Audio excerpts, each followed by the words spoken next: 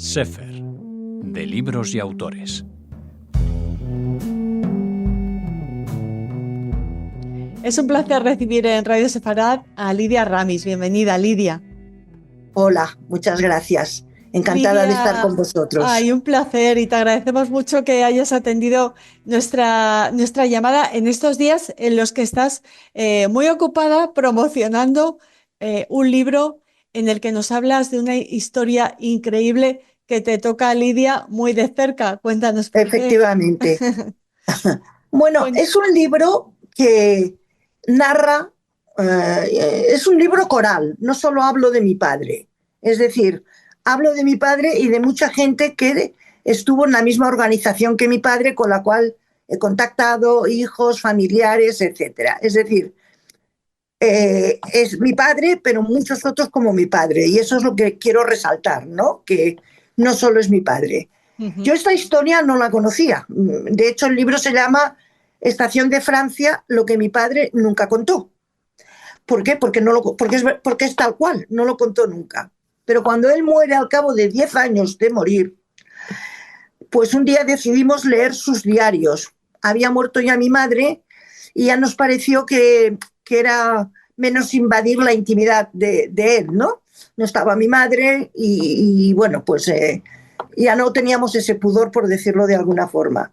Empecé a leer los diarios y aleatoriamente, no empezamos por ningún año en concreto. Pero después de leer los típicos del año que nací yo, el año que nacieron mis hermanas, cuando se casaron, los nietos, etcétera, pues dije, vamos a empezar por el primero, que es a finales de 39, que es cuando termina la Guerra Civil Española. Entonces empiezo a leer y empiezo a encontrar pues como frases en clave, muchos números, cosas que no es lo normal en un diario, ¿no? Sobre todo comparando con los que ya habíamos leído. Y luego empiezo a ver nombres de personas que no sabía quién eran, no los había oído jamás, todas en inglés, o sea, eran personas en inglés. ¿Qué hice? Pues como no tenía otro sistema, dije, voy a poner cada nombre que he encontrado en el libro, ahí en las agendas, en internet, a ver qué me sale. Y el primero que puse me salió que era el cónsul británico en Barcelona. Y el segundo, el vicecónsul. El tercero, el embajador en Madrid. O sea, así sucesivamente. Claro, entonces me quedé muy sorprendida, lógicamente, ¿no? Porque dije, hombre, mi padre... tengo que hacerte un pequeño paréntesis, y es que sí que sabíamos que mi padre tenía mucha amistad con el consulado británico, porque el médico del consulado británico era íntimo de la familia, tanto que su mujer era la madrina de mi hermana. En Barcelona, hablas. En Barcelona, sí, pero nada más. O sea, porque sabes que el médico, un médico muy vinculado a los británicos durante esa época, Lalo Martínez de Vicente, sí, también. Conozco a su hija. Y, sí. A Patricia. Bueno, pues digamos que el médico de Barcelona, que era Isidoro Reyes Garbiño, hacía lo mismo que Eduardo Martínez de Vicente en Madrid, exactamente lo mismo. Y además estaban conectados, obviamente, porque la embajada y el consulado trabajaban juntos. Entonces, bueno, empecé ahí a armar la historia a base de años, de años de investigar. Conocí a Patricia Martínez de Vicente personalmente, cotejamos su información con la mía, ella descubrió la historia de su padre de la misma forma, muere su padre, hace un traslado de casa y se encuentra los diarios de su padre y se encuentra lo mismo que me encuentro yo. Entonces, bueno, pues fui armando la historia. Durante un tiempo, la historia lo que hice fue presentarla en distintos foros judíos, en España y en Israel, pero el libro, digamos que lo tenía en un cajón. No me había decidido a escribir del todo el libro, ¿no? Hasta que ocurrió lo del 7 de octubre. Cuando ocurre lo del 7 de octubre, pienso, es el momento de escribirlo, aunque todo el mundo me dijo que era el peor momento, pero para mí era el mejor momento, porque el momento histórico merecía que se hablara de esta gente que arriesgó sus vidas, su familia y todo, por salvar a gente que sufría la persecución nazi.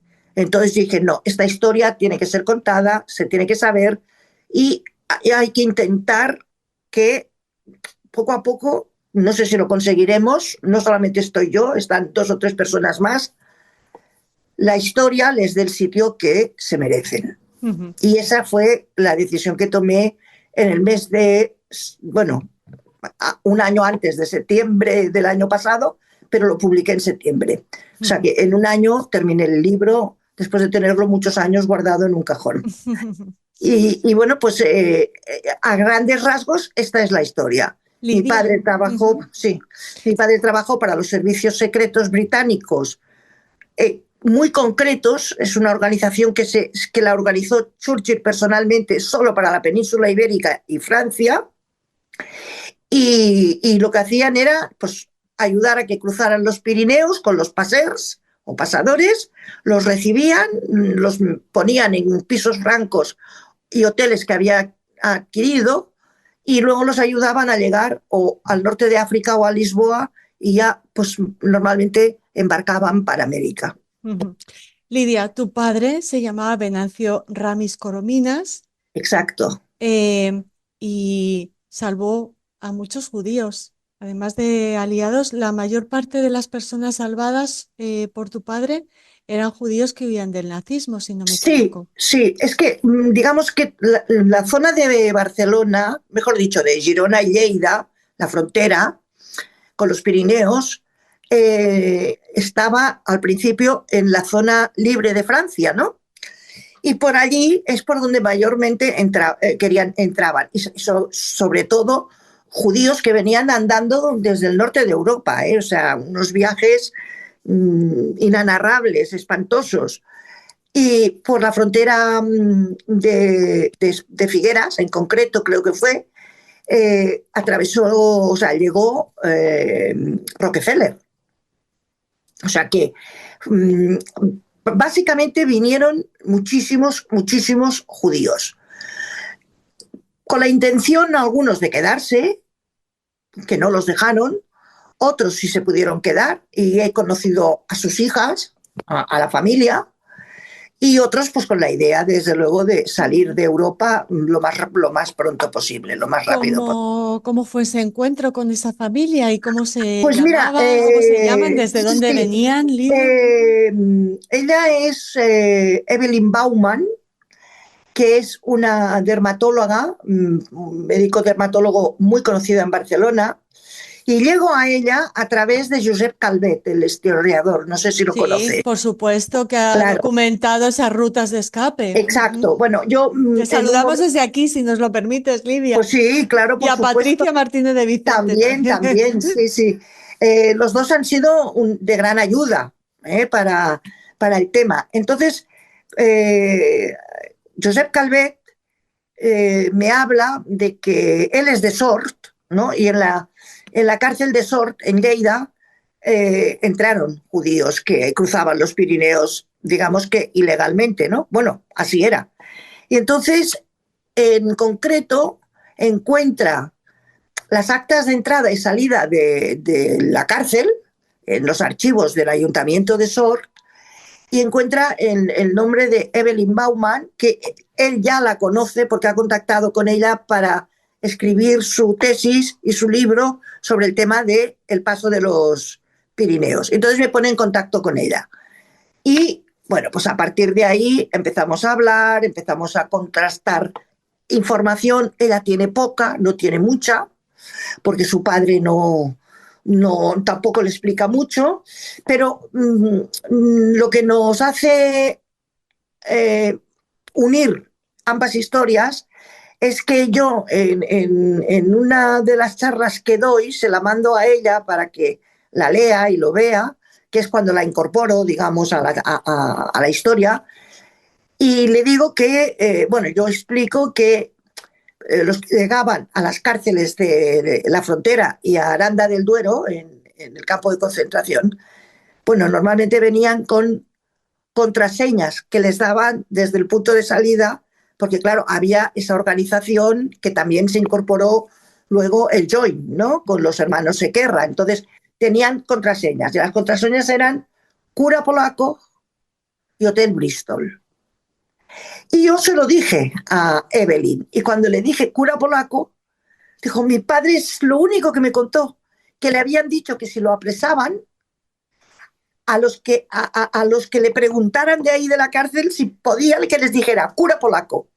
Y así fue, porque él entró hoy, por decirlo de alguna forma, y al día siguiente ya había salido. O sea que le funcionó lo de cura polaco. Qué historias. Sí. Entonces, él llegó a Barcelona, pero él tenía el hermano de un cuñado que vivía en Barcelona. Entonces, bueno, llegó como todos llegaban, ¿no? En un estado pésimo. Entonces, bueno, se recuperó o sea, la organización de mi padre, bueno, de mi padre no, en la que estaba mi padre, contactó con él. Recuérdanos cómo se llamaba la organización de tu padre. Special Executive Operation. Ok. ¿Vale? O sea que es en inglés SOE, SOE. Sí, Es como que se hemos conoce. leído muchas historias de espías y de la Exacto, segunda en la que está exacto, agencias, bueno, sí, la conocemos. sí. Entonces, bueno, pues se queda en España el padre de Evelyn y decide hacer su vida aquí. Y aquí están. O sea, es más, en un capítulo del libro está dedicado a él, ¿no? A Adolf Baumann, que lo titulo El que se quedó, porque él se quedó, ¿no? Y bueno, te pues, quería preguntar, Lidia, ¿cómo estructuras el libro? ¿Es una novela? No. ¿Lo has novelado? El libro, ¿Son fragmentos del diario de tu padre? Para un poco orientar a nuestros oyentes. Mira, el libro es un libro narrado por mí, no está novelado en absoluto, sí que tiene un poco de literatura para hacerlo más ameno, y está hecho en varios capítulos, es decir, cada punto de la historia, personaje, lugar, momento, es un capítulo. Y ahí voy desarrollando toda la historia. Entonces, digamos que es lo que te decía, un libro coral, porque hablo de todos, del doctor Reyes, del embajador, de Churchill, del PSOE. Es muy generoso por tu parte, porque podrías haberte centrado únicamente en la labor humanitaria de tu padre. Lidia, que te quería preguntar, ¿en esos diarios él explica por qué lo hizo? No. Pero es que con toda la gente que he hablado relacionada con el tema, ninguno lo explica. Yo, personalmente, la explicación que doy, pues bueno, mi padre había pasado una guerra civil muy dura, su padre muere en el 37, se queda solo con su madre porque era hijo único. Desgraciadamente o afortunadamente, no lo sé, porque eso lo debería de decir él, se queda en una ciudad que es Barcelona, que es perdedora de la guerra. Y yo creo que lo que lo movió a mi padre, conociendo como conozco a mi padre, fue que él no podía ver lo que estaba ocurriendo y no hacer nada. Porque siempre fue una persona solidaria y bastante activa en temas de este tipo. Luego, con los años, desde que descubro la historia, que ya van para 15 años, he ido recordando conversaciones, cosas con mi padre, y digamos que he encontrado alguna pista, no que me lleve directo a la historia, pero sí que me la reconfirma porque habla de amigos que nunca hemos conocido, británicos. Es más, en una caja de cosas de mis padres, una vez muertos, encontramos las invitaciones de boda de mis padres, algunas en inglés.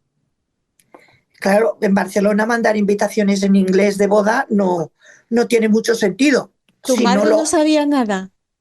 No, yo creo que... Bueno, mi madre sí que conocía la historia de que mi padre tenía una relación muy personal con el consulado británico.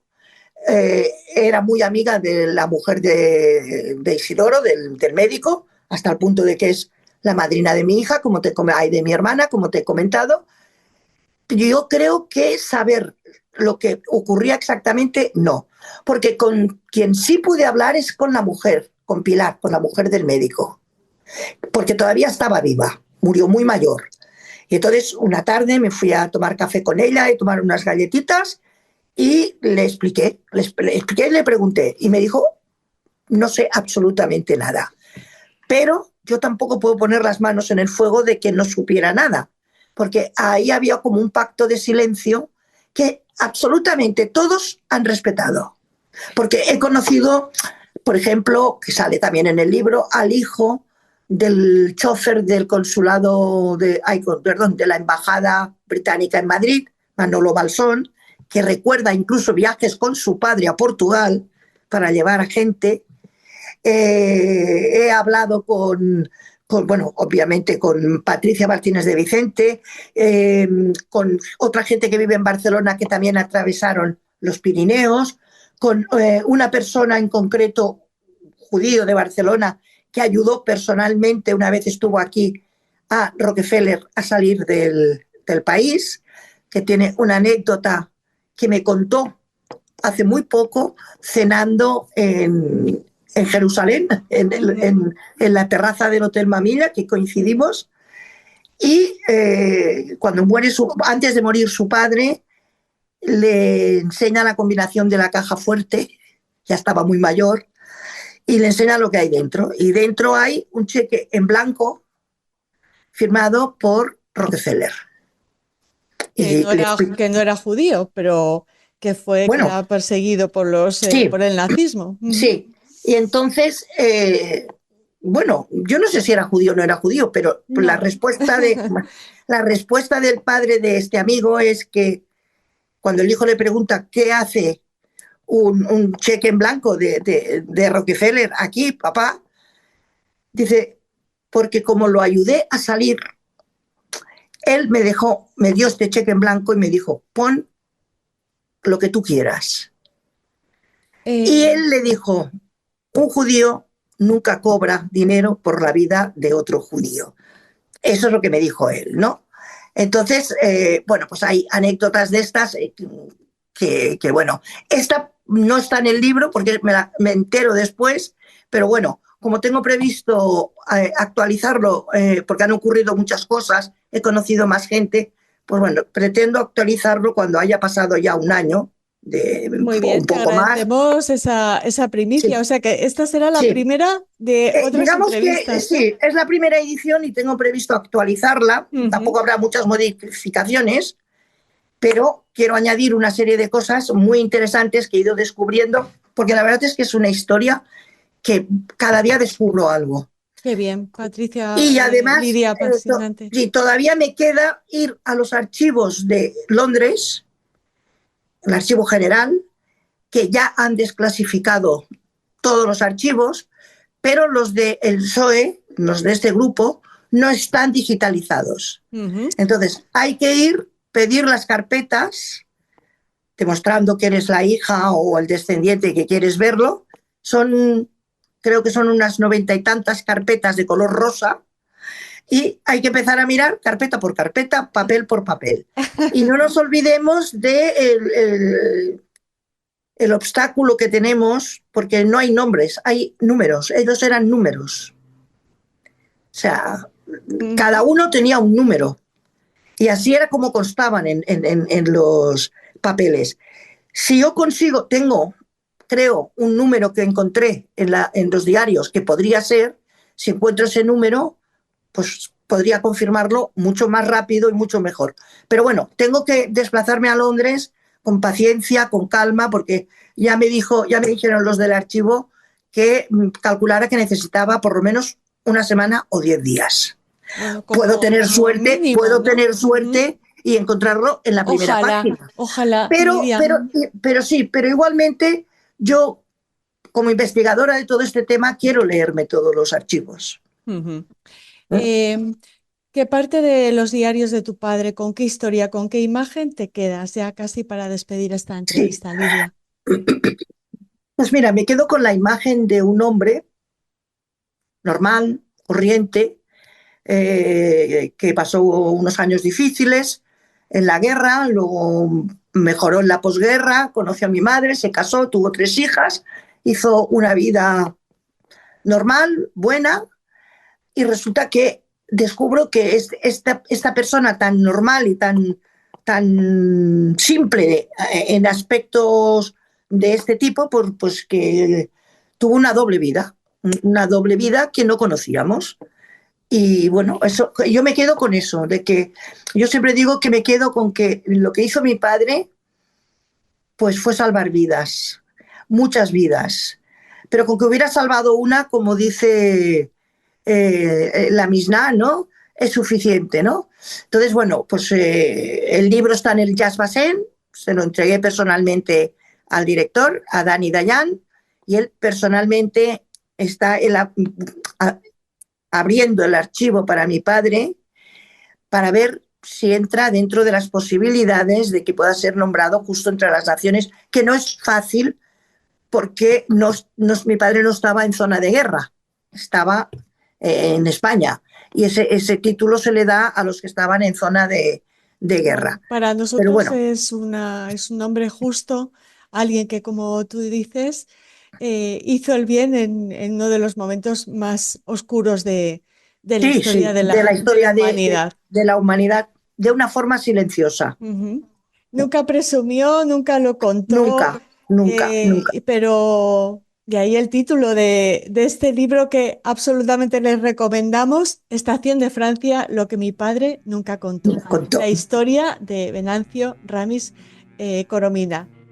Muchas gracias, Lidia, y hasta Mu- siempre aquí en Radio Sefarad. Y Muchas enhorabuena. gracias a ti. Muchas gracias.